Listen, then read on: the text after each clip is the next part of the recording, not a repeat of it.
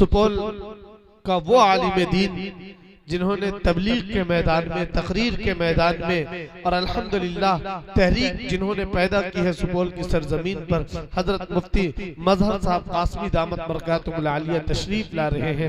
حضرت کا استقبال ہے اور اس وقت ہم اور آپ حضرت مفتی معروف راہی صاحب کے خطاب نایاب کو سننے کے لیے بیتاب ہیں۔ دائز پر حضرت مفتی معروف راہی صاحب۔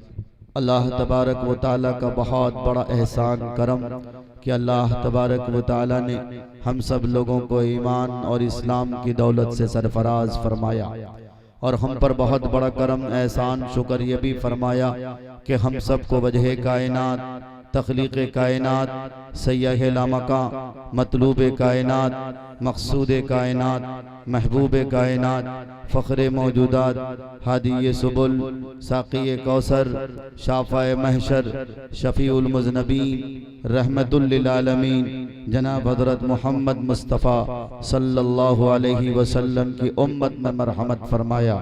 بزرگوں، ساتھیوں، اللہ تبارک و تعالیٰ کے احسان و کرم بالخصوص ہم انسانوں پر انگنت بے شمار ہیں۔ خود اللہ قرآن میں فرماتا ہے وَإِن تَعُدُّوا نِعْمَةَ اللَّهِ لَا تُحْصُوهَا، تم اگر ہمارے احسان و کرم کو گننا چاہو، شمار کرنا چاہو، تمہاری بساط نہیں، تمہاری اوقات نہیں کہ تم ہمارے احسان و کرم کو گن سکو، شمار کر سکو۔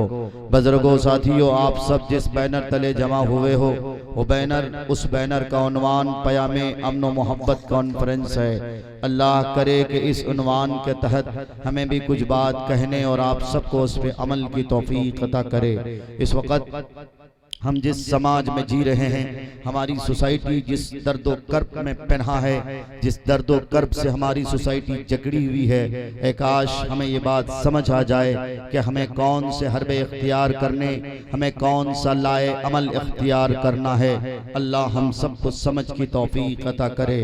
بزرگوں، ساتھیوں، اس وقت سب سے بڑا چیلنج مسلمانوں کے سامنے سب سے بڑا مسئلہ جو درپیش ہے وہ یہ کہ انسان شریعت کی حفاظت کرنے والا، مسلمانوں کی ذمہ داری سب سے بڑی یہ آتی کہ آپ اپنی شریعت کی حفاظت کے لیے کھڑے ہو جاؤ، جو کہ ہندوستان کے جو حالات کی صدا ہے، ہندوستان کے جو آہ و بکا ہیں، یہ صرف ہندوستان کی بات کہی جائے گی تو نامناسب معلوم ہوں، بلکہ عالم اسلام میں جو بے چینی اور جو درد و کرب ہیں، وہ جو صدا ہے، وہ جو تڑپ اور پکار ہے، وہ جو چیخ و پکار ہے، ہم سے کچھ طلب کر رہی ہیں۔ اس لیے ہم سب کو اٹھ کھڑا ہونا پڑے گا۔ اگر ہم اب بھی خواب خرگوش میں رہے تو سچی بات یہ کہ ہماری نشانی تک ختم ہو جائے گی، ہم کہیں کے نہیں رہ جائیں گے۔ دو ذمہ داری ہمارے کندھوں پہ بڑی ہے۔ ایک ذمہ داری تو یہ ہے کہ ہم اللہ کی رسی کو مضبوطی سے تھامنے والے ہو جائیں۔ دوسری ذمہ داری یہ امت جس سبق کے لیے معمور ہوئی تھی، اس امت کے کاندھے پہ جو ذمہ داری عائد ہوئی تھی، اس امت کے پروفیٹ، اس دھرتی کا سب سے اچھا، سب سے محترم شان شخصیت، جن کے صدقے اللہ نے زمین و آسمان کے نظام کو منظم فرمایا، جن کے صدقے اللہ نے کلیوں میں چچہاٹ دی ہے، جن کے صدقے اللہ تبارک و تعالیٰ نے ہماری سانس کی باگڈوری رکھی ہوئی ہے، جو سب سے آخری میں جو سب سے اخیر میں تشریف لائے، لیکن جن کے چرچے سب سے پہلے آسمان دنیا پہ ہوا تھا، جن کے تذکرے نبیوں کے زبان پہ ہوئے، جن کی امامت میں سارے نبیوں نے آپ کے امامت کو قبول کرتے ہوئے نمازیں پڑھی مسجد اقصی میں۔ آج اس وجہ کائنات کے پیغامات کو یہ امت فراموش کر رہی ہے، جس نبی کی امت میں ہونے کے لیے نبیوں نے دعائیں کی تھی، تمنائیں کی تھی۔ اور یہ بھی سن لو کہ حضرت عیسیٰ علیہ السلام جو آسمان دنیا پر اٹھا لیے گئے ہیں، جب اللہ تبارک و تعالیٰ قرب قیامت اسے دوبارہ نازل کریں گے، حضرت امام مہدی کے ساتھ ساتھ ان کے بعد ہی متصلاً حضرت عیسیٰ تشریف لائیں گے۔ بحیثیت نبی اس دنیا میں تشریف نہیں لائیں گے، بلکہ وہ نبی پاک صلی اللہ علیہ وسلم کی امتی کے افراد میں سے ایک فرد ہوں گے۔ بزرگوں، ساتھیوں، آج ہم نے اپنے مقام و مراتب کو فراموش کیا۔ اے کاش یہ امت اپنے مقام و مراتب کو پہچان لیتی۔ اس امت کا جو بھولا سبق ہے، اس امت کے جو سنہرے ماضی ہیں ان ماضی کے تاریخوں کو پڑھ کر اپنے مستقبل کو یہ بہتر بنا لیتی، لیکن نہیں، اس امت کی بدقسمتی یہ ہے کہ یہ امت اپنا آئیڈیل اسے بناتی۔ اس امت کے نوجوانوں کا برا حال یہ ہے کہ اس امت کے نوجوان اپنا آئیڈیل انہیں سمجھتے ہیں جو خود بھٹکے ہوئے ہیں، جو شیطان کے پیروکار ہیں، شیطان کے چیلے چپاٹے ہیں۔ اس طرح میں آپ سے بابانگ دہل یہ کہہ دینا چاہتا ہوں، اگر آپ کامیابی چاہتے ہو، اگر چاہتے ہو کہ پھر سے فتح و نصرت کی تاریخ ہماری ہو، ہم جدھر جائیں میدان ہمارے ہوں، شریعت ہندوستان میں نہیں بلکہ پوری دنیا میں نافذ ہو جائے۔ ایک قطر کا نام اتنے چرچے میں کیوں آیا؟ ایک فیفا ورلڈ کپ ہونے کی وجہ سے صرف نہیں آیا صاحب، فیفا ورلڈ کپ تو اس سے پہلے اور بھی کئی ملکوں میں ہوئے، لیکن یاد رکھو آج اگر قطر کا نام پوری دنیا کی زبانوں پہ ہے، میڈیا چینل کو اگر ایک خوراک ملی ہے، ایک سرخروئی ملی ہے، تو شاید آپ کو نہ معلوم ہو یہ اسلام کی برکت ملی ہے۔ اسلام کا جھنڈا جب بھی کوئی لہراتا ہے، اس علم کو لے کے جب بھی کوئی میدان میں نکلتا ہے، یا تو باطل کی چیخوں پکار نکلتی ہے، یا تو یہ کہ باطل کے خیموں میں آگ لگ جاتی ہے۔ یاد رکھو اور خوب یاد رکھو، آج قطر کا نام پوری دنیا کے زبان پر ہے۔ قطر کو کیوں نام لیا جاتا؟ قطر کے بارے میں تذکرے کیوں ہو رہے؟ صرف اس لیے ہو رہے کہ قطر نے اعلان کیا تھا ہاں فیفا ورلڈ کپ آیوجن میرے یہاں کیا جائے گا، لیکن اسلام کے نظام کے مطابق ہمارے یہاں جو دستور ہے، ہمارے یہاں جو آئین ہے، ہمارے یہاں جو دفعات ہیں، ہمارے یہاں جو نظام منظم ہے، اسی نظام کے تحت یہاں درشک آئیں گے، شائقین آئیں گے، دیکھیں گے، لیکن انہیں اس بات کی اجازت نہیں ہوگی کہ وہ کھلے شراب پیئیں گے، اسے اس بات کی اجازت نہیں دی جائے گی کہ وہ گرل فرینڈ ایکس فرینڈ کے ساتھ آئیں گے، انجوائے کریں گے، شراب نوشی کریں گے، عیاشی کے اڈے کھولیں گے، نہیں، اس بات کی اجازت نہیں دی گئی۔ اسی لیے قطر کو آج پلکوں میں بٹھالا جاتا، حالانکہ ہمارا جو مرکز ہے، ہمارا جو مصدر اور مخرج ہے، ہمارا جو مخرج ہے وہ سعودی عرب تھا۔ کیوں؟ اس لیے کہ سعودی عرب میں مکہ المکرمہ ہے، مدینہ المنورہ ہے، لیکن سعودی عرب کے حکمرانوں کو اس وقت کون نہیں دوستا، کون نہیں گالی گلوش کرتا؟ کیوں نہ کرے صاحب؟ سعودی عرب میں جو کام ہونا چاہیے تھا، اسلام کی بالادستی ہونی چاہیے تھی، اسلام کے نظام کو فالو کرنا چاہیے تھا، لیکن آج سعودی عرب میں عیاشی کے اڈے کھلتے چلے جا رہے، شراب نوشی عام ہوتی چلی جا رہی، لڑکیوں کے لائسنس پہ بہت دن تک روک لگی تھی، بہت دن تک پابندی آئی تھی، لیکن جب سے یہ کم بخت کمارا تخت دار پہ آیا ہے، جب سے یہ کم بخت کمارا مسند پہ آیا ہے، اس وقت سے ہی پتہ نہیں کیسی پلاننگ اور یہودیوں کے سارے ہتھ کنڈے، یہودیوں کے سارے خواب کو یہ شرمندہ تعبیر کر رہا۔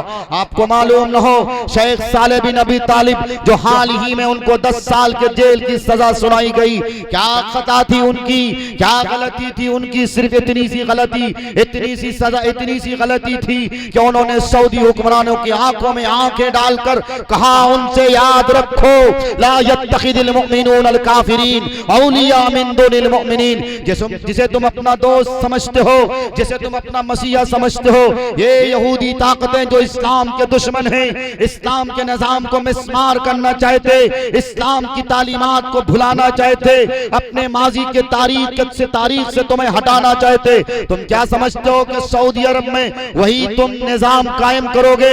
یہودیوں کے طرز عمل پہ تم نظام کو قائم کرو گے؟ ایسا نہیں ہو سکتا۔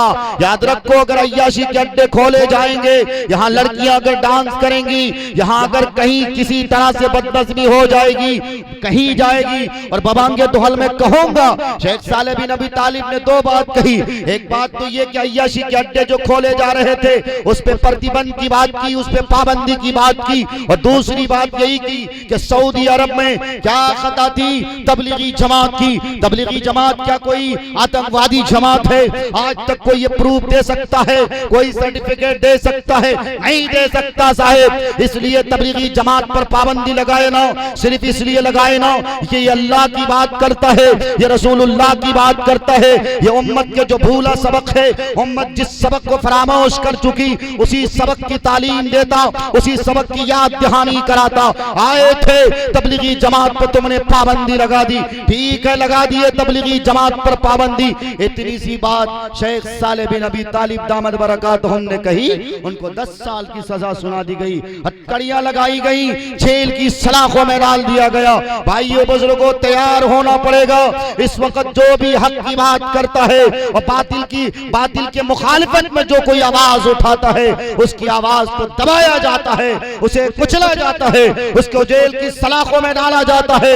याद रखो, ये उलमा डरने वाले नहीं हैं। हम यहाँ अमन और मोहब्बत के दाई बन के आए हैं। हमने हमेशा हिंदुस्तान में मुसलमानों और हिंदुओं का जो रिश्ता है, इस रिश्ते को कभी हमने फरामोश नहीं किया। हमने हमेशा कहा कि ये हिंदुस्तान गंगा जमनी तहजीब की धाराओं का नाम है।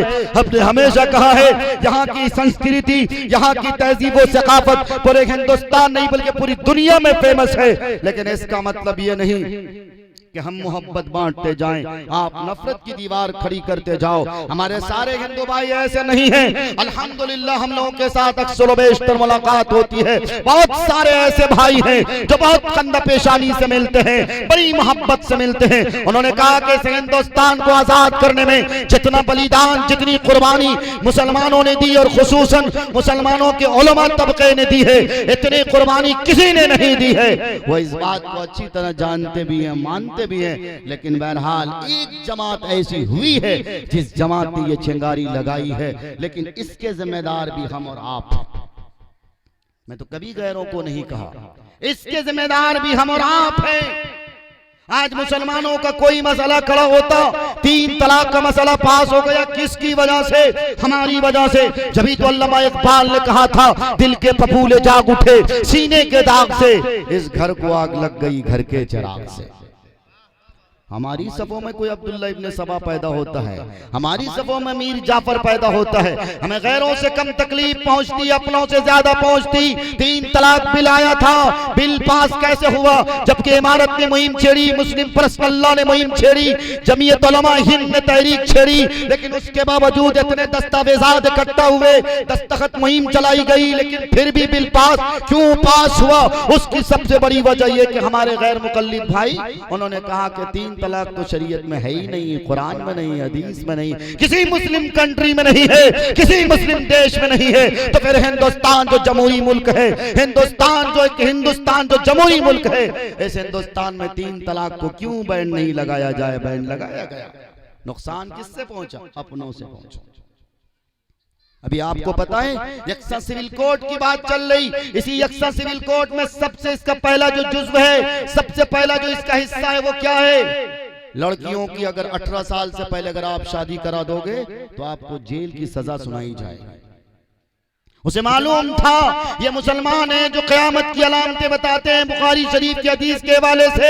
मुसलमानों याद रखो और खूब याद रखो, अगर 3 अलामतें पूरी हो गई तो इंतजार करो कि क़यामत आ जाएगी। वो 3 अलामतें यही थी कि उलूम नबविया को उठा लिया जाएगा, इल्म दीन को उठा लिया जाएगा, इमामों की तौहीन की जाएगी, उलमा के तमस्खरे उड़ाए जाएंगे, उनका मजाक उड़ाया जाएगा। आज यही होता है। किसी गांव में अगर 2 उलमा होते हैं, 2 हुफ्फाज होते हैं, 2 इमाम होते हैं, मुखिया जी हो या सरपंच साहब हो, बात कड़वी लग जाए माफ कीजिएगा, आप उनकी कदर नहीं करते।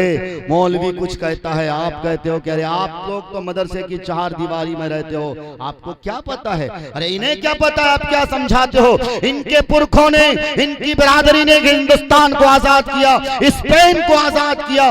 आया तो था कुस्तुनतुनिया में कैसा बहरान आया था, यही उलमा थे, इन्होंने सर पे पगड़ी बांधी, कफन समझा और इसी कफन को बांधकर आए मैदान में, मैदान फतह कराने के लिए। और हिंदुस्तान की तारीख भी यही आवाज और यही सदा दिलाती है, इसी बात की तरफ हम सबको तवज्जो दिलाती है। लेकिन बदकिस्मती कि आज हमारी एक जो सबसे बड़ी कमी हो रही वो यही कि अवाम का रिश्ता उलमा से कटता जा रहा है। और याद रखो, तातारियों को जो तारिक बिन जियाद की तरफ से उसकी कमर टूटी थी, उसकी हवा उखड़ गई थी, उसकी सबसे बड़ी वजह जानते हैं आप? उलमा और अवाम के बीच में बड़े अच्छे रिश्ते थे, बड़े गहरे मरबूत रिश्ते थे, उनके दरमियान बड़ी मोहब्बत थी। जब कोई आलिम को देखता था تو سچی بات یہ کہ اسے یہ معلوم ہوتا تھا کہ یہ میں نائب رسول کو دیکھ رہا ہوں، اسی نظریے سے اسی زاویے سے اس سے ملتا تھا، اس کے چہرے پہ مسکان آنا، اس کے چہرے پہ مسکراہٹ آنا، یہ تو بہرحال مومن کی صفات میں سے ایک صفت تھی۔ لیکن بہرحال آج ہم مولوی کو دیکھتے ہیں سر سے لے کر پیر تک پسینہ آ جاتا ہے، کوئی مولوی کو محبت کی نگاہ سے نہیں دیکھتا، کوئی امام کو محبت کی نگاہ سے نہیں دیکھتا، مختصر سی تنخواہ امام کو دی جاتی ہے۔ بہرحال بزرگوں ساتھیوں، اسپین کے حالات دوبارہ سے برے ہو گئے۔ آج اسپین میں کوئی ایسی مسجد نہیں بچی ہے جہاں اللہ اور رسول اللہ کی صدائیں بلند کی جا رہی ہوں۔ کیوں ایسے دن کیوں آئے جبکہ طارق بن زیاد نے اسپین کو فتح کیا تھا؟ پھر سے اسپین کیوں غلام ہو گیا؟ اس کی سب سے بڑی وجہ کیا؟ اس کی سب سے بڑی وجہ یہی تھی کہ علماء اور عوام کا جو رشتہ مضبوط تھا، ان کے درمیان جو اچھے مراسم تھے، اچھی محبت تھی، اس محبت کو یہودی طاقت کبھی پسند نہیں کرتی تھی۔ انہوں نے دونوں کے درمیان دراڑ پیدا کرنا شروع کر دیے۔ آج ایسا ہی ہو رہا ہے کہ مدارس سے آپ کے رشتے کو بہت کمزور کیا جا رہا ہے۔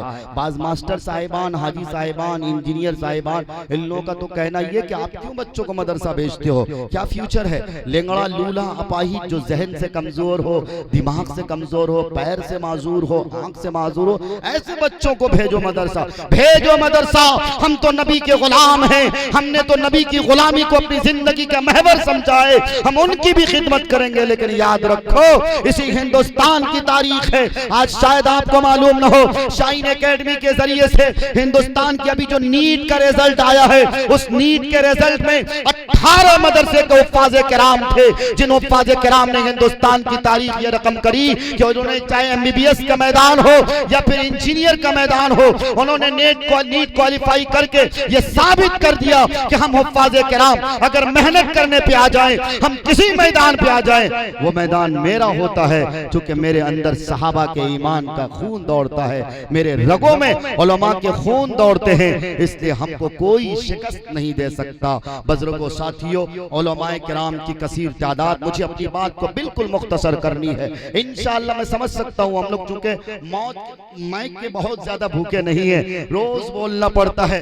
بہرحال عنوان جو ہے وہ پیام امن و محبت کا عنوان ہے۔ اس عنوان کے تحت میں ایک بات بتاتا چلوں، اس عنوان میں بہت زیادہ کچھ لوگ غلو کر جاتے ہیں۔ دیکھو، ہندو مسلم بھائی چارگی اپنی جگہ پہ، لیکن زیادہ رسم و رواج کو فالو نہیں کرنا۔ اسی رسم و رواج کو فالو کرنے کے چکر میں آیا تھا وہ گڈا کا میرا بھائی مولانا صاحب تھے نا، میں نے قرآن کی آیت پڑھی تھی، لا یتخذ المؤمنون الکافرین اولیاء من دون المؤمنین۔ یہ کچھ لوگ ہوتے ہیں بہت زیادہ بلیو کرتے، بھروسہ کر جاتے، اسکول، کالجز، کوچنگ سینٹر اپنی بچیوں کو غیروں کے ساتھ بھیج دیتے۔ مخلوط تعلیم کے نظام کی وجہ سے آپ کو کیا ہو لگتا ہے کہ شاید آپ بہت زیادہ بھائی چارگی کا سندیش دے رہے ہو، سبق دے رہے ہو، لیکن نہیں صاحب، بھائی چارگی اس کا نام نہیں ہے۔ مولانا صاحب نے کیا کیا، ان کی بیوی انٹر کرنا چاہ رہی تھی، انہوں نے غیر مسلم رام نام کے ویکتی کے ساتھ اپنی بچی کو کوچنگ سینٹر بھیجا۔ بھیجتے بھیجتے نبی پاک صلی اللہ علیہ وسلم کی حدیث بھی تو ہے،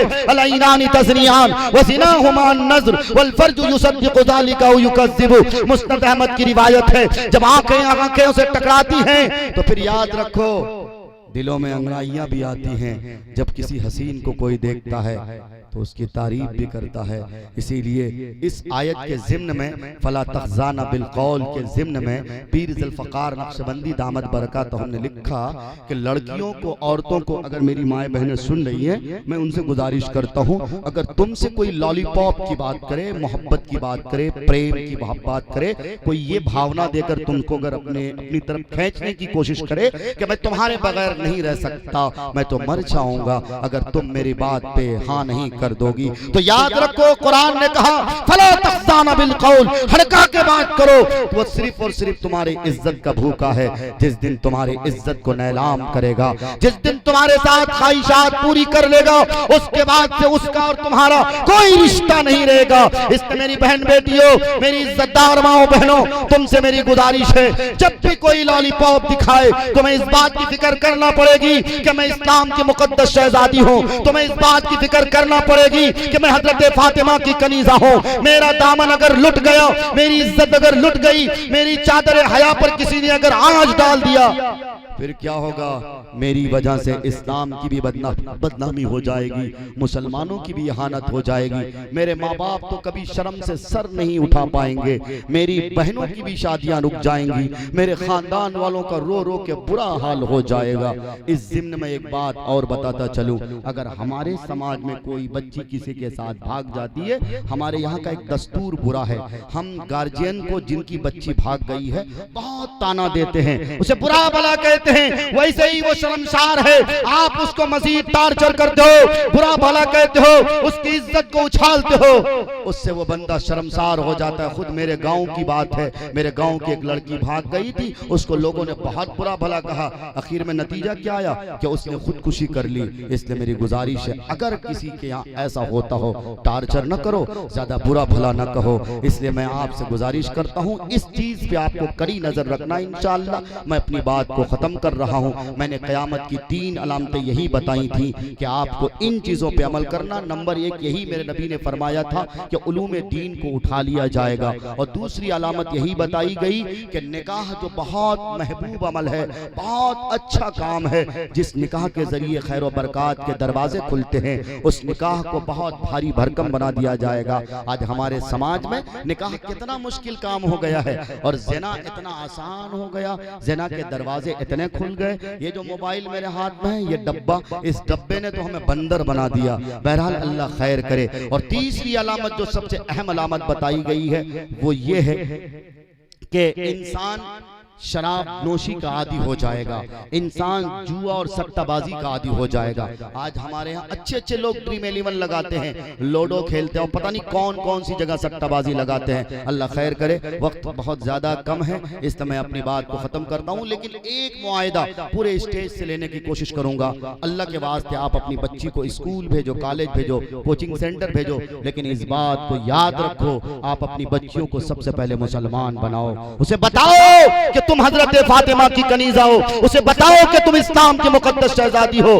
سارے ساتھی اس بات کے لیے میرے ساتھ ہاتھ اٹھائیں۔ الحمدللہ الحمدللہ۔ اللہ آپ سب کے ہاتھ اٹھانے کو قبول کرے۔ ہر ویکتی ذمہ دار، ہم بھی ذمہ دار، آپ بھی ذمہ دار۔ کلکم راعین و کلکم مسئول عن رعیتہ کے تحت، اس لیے آپ باپ ہو، آپ بچیوں کی فکر کرو، بڑے بھائی ہو، آپ بہنوں کی فکر کرو، گھر والوں کی فکر کرو۔ اللہ ہم سب کو سمجھ کی توفیق دے، عمل کرنے کی توفیق عطا کرے۔ وآخر دعوانا الحمدللہ رب العالمین۔